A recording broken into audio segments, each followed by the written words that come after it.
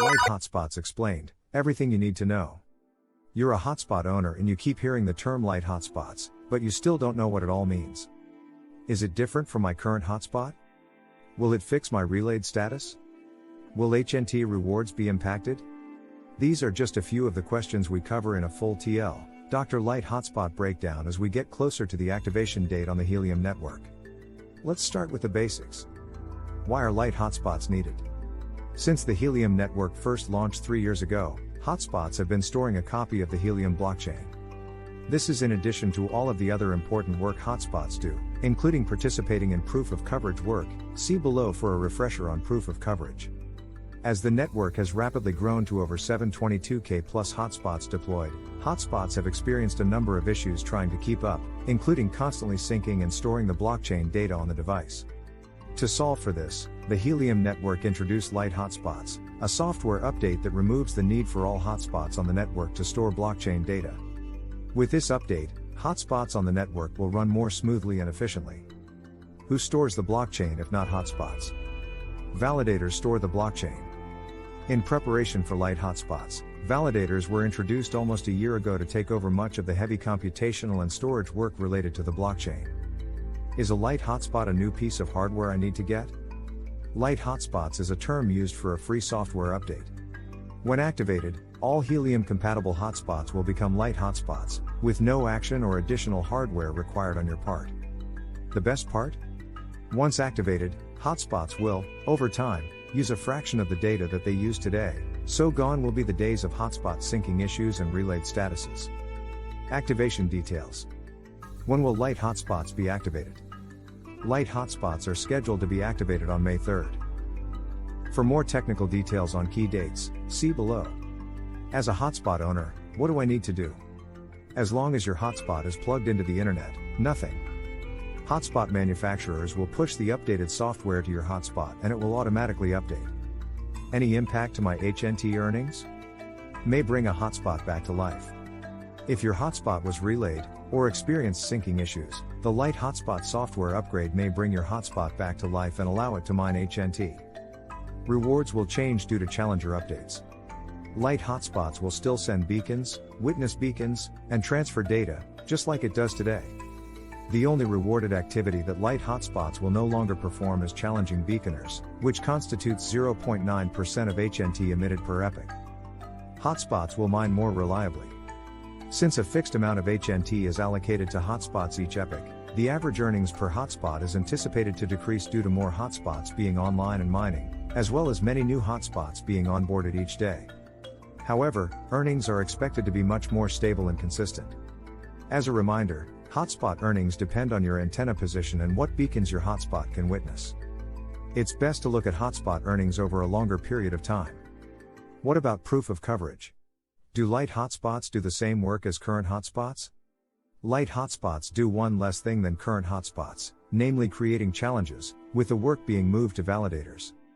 Hotspots are still integral to proof of coverage, performing the work of sending and witnessing beacons, and make up the majority of proof of coverage rewards per epoch. Need a refresher on proof of coverage? We got you. Proof of coverage has 3 components. Challenger. The challenger creating a challenge targets a geographic area.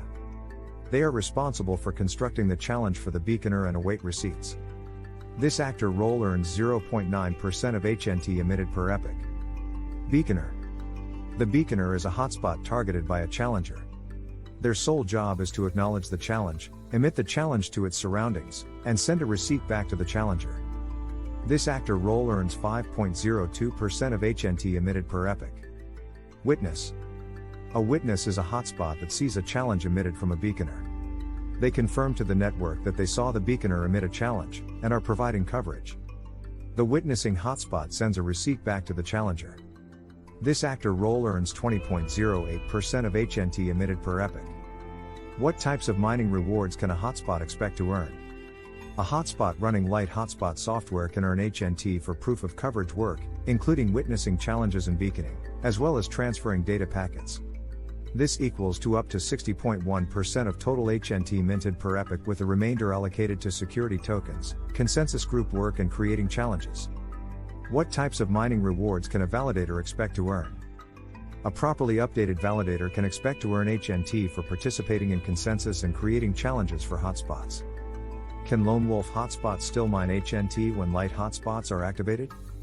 Lone wolves are hotspots without other hotspots nearby to witness beacons. The only way they mined HNT was by creating challenges, 0.9% of HNT minted. Now that validators create challenges, the only way they can mine is transferring data packets. We suggest encouraging your friends and neighbors to help expand your local network. I'm still waiting for my hotspot to ship. Will it work with light hotspots? Yes, if you are awaiting a hotspot, it will download the light hotspot software upgrade automatically when it's plugged in and connected to the internet. Will there be seed node issues still? Pre-light hotspots, seed nodes were used as a phone book for hotspots to know who to call, as part of the peer-to-peer network. In the new world, hotspots connect directly to a validator, so there will be no need for seed nodes. This also means there will be less variance on witness receipts, and POC rewards will be more reliable and consistent. Do I have to worry about relayed hotspots? Not anymore. Light hotspots do not communicate to each other over the peer-to-peer network, so there is zero concern for relay. It will no longer exist. Will there be cheaper hotspots? The light hotspot software requires less compute power than ever before. In theory, this means future hotspot manufacturers can take advantage of this lower requirement to produce less expensive hotspots. It is up to each individual manufacturer to price their hotspot when it's available for sale. Do I still need to forward port 44158? Light hotspots only initiate outbound connections to validators, and consumer routers allow all outbound connections by default. As such, light hotspots only need to be connected to the internet without any further configuration. No ports, including 22/443/1680, need to be opened or forwarded. Will light hotspots consume less bandwidth? Yes. Because light hotspots no longer need to sync and keep up with a copy of the blockchain, it will consume much less bandwidth than before. By how much is still unknown and will depend on what updates your manufacturer sends to the hotspot. How many manufacturers have tested on testnet? All approved manufacturers have hotspots on testnet. What happens if my hotspot manufacturer doesn't push the light hotspot software upgrade to me by May 3rd? Unfortunately, it means your hotspot will not participate in proof of coverage since it won't be able to receive challenges. In order for your hotspot to mine, your manufacturer will need to send the light hotspot software update before May 3rd. Can the MOC do something if manufacturers don't push the light hotspot software upgrade?